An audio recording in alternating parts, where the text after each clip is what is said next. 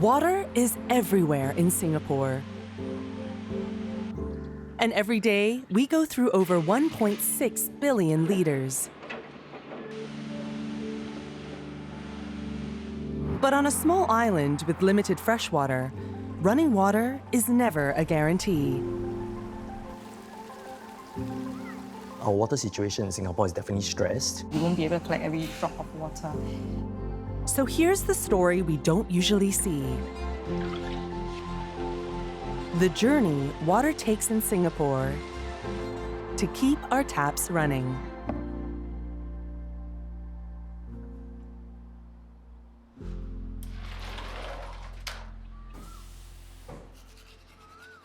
Every journey has a first mile. For water, it starts the moment you fill, rinse, wash, or flush. But before anything reaches the big tunnels, it has to survive the neighborhood sewers. Under our neighborhoods is a maze of pipes moving water away non-stop. But today, there's a problem: a clogged pipe. This is where Janice and her team come in. We operate one of the world's most reliable sewage network, comprising 3,700 kilometers of sewers and 48 km of deep tunnel sewage system, the DTSS. We are in charge of two critical functions. The first is to make sure that every single drop of water is being collected. The next is to ensure that every drop of water that we collect is actually fit for recycling at the water reclamation plant.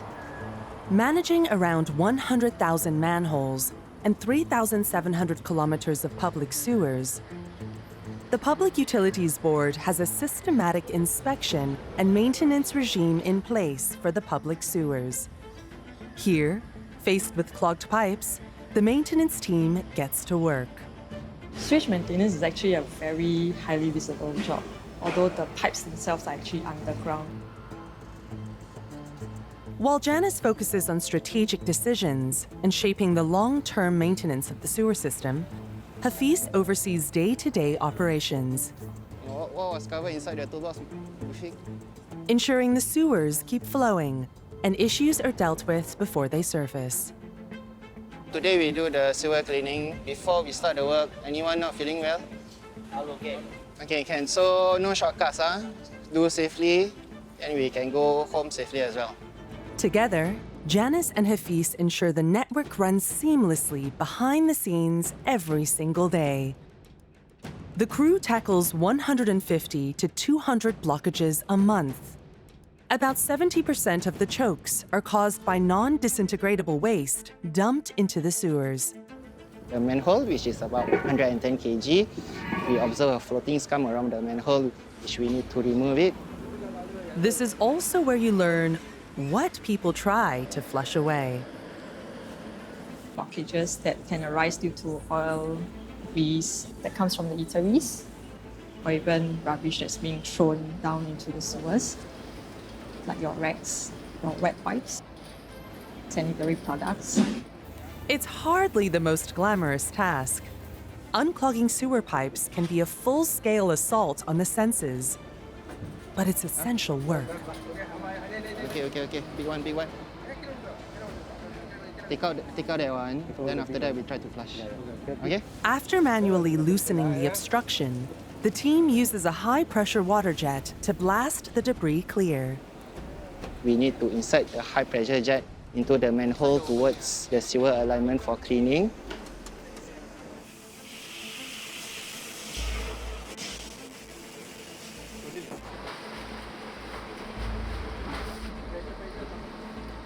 Once the cleaning is done, we also did a CCTV inspection to check for any structural defects. Remote-controlled cameras are then deployed to check if the sewers are in good condition and water can flow again. After the inspection is done, we will do another zoom camera just to check on the pipe surface on the quality of the cleaning. Once the blockage is gone, the water journey can move again. We encourage public to do their part, throw all the unwanted rubbish properly and not into the toilet lah. With Janice and Hafiz's team keeping things flowing, the used water can finally hit the express lane. The Deep Tunnel Sewerage System, or DTSS, runs 206 kilometers across Singapore, built 40 to 60 meters underground so that it can do its job without disrupting life above. Running largely on gravity, it carries used water to centralized treatment plants in Changi, Kranji, and soon to us. And to help us understand the DTSS, here is Xiao Qiang, Deputy General Manager at Changi Water Reclamation Plant. The lowest point of the deep tunnel sewage system can go as low as 25 stories. And the deepest part of the deep tunnel sewage system is about 6 meters, which is almost as wide as the MRT tunnel. The first phase has really commissioned in 2008, and it connects the Kranji Water Reclamation Plant in the north, as well as to the Changi Water Reclamation Plant in the east. Phase 2 of the deep tunnel sewage system is currently under construction. Used water from the south and from the west will be transferred to the plant in Tuas. This didn't happen because Singapore loves mega projects. It happened because we've always known water cannot be taken for granted. For decades, Singapore had to plan around water dependence and water rationing. It was the hard truth that our water supply can be uncertain. So the national strategy became simple. Don't just find water, make water last.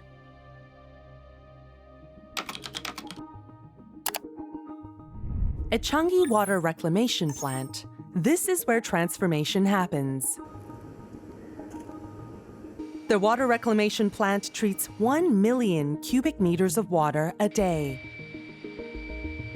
That's enough to fill 800 Olympic-sized swimming pools. The used water that arrives here, it's contaminated, filled with waste, chemicals, bacteria, and everything that's been flushed or drained across the island. First, remove what shouldn't be there. The first stage of our treatment is what we call a preliminary treatment.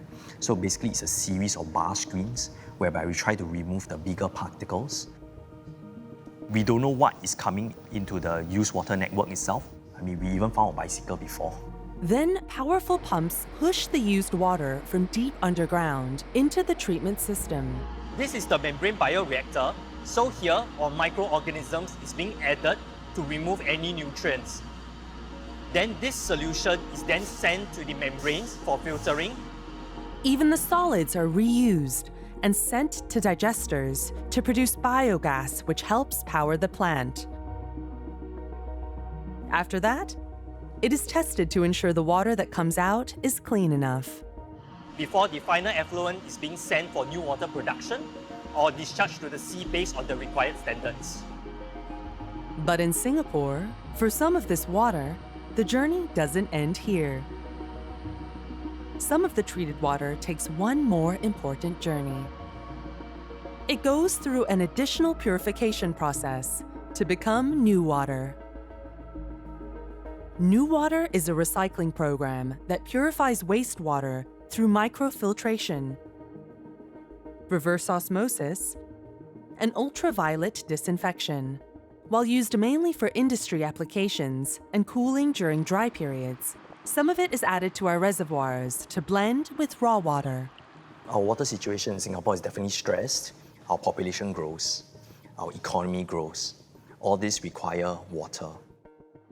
Since Singapore has no natural water sources, we rely on 4 national water strategies: imported water, rainwater collected in reservoirs, desalinated seawater, and new water.